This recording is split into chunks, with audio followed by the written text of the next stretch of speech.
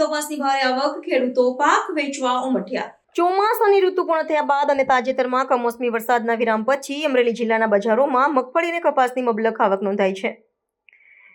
અમરેલીના મુખ્ય બજાર સહિત સાવરકુંડલા અને બગસરા જેવા કેન્દ્રો પર ખેડૂતો પોતાના પાકનો મોટો જથ્થો વેચાણ માટે લાવી રહ્યા છે, જેના કારણે યાર્ડમાં માલનો ભરાવો થયો છે અને આવક લગભગ બમણી થઈ ગઈ છે।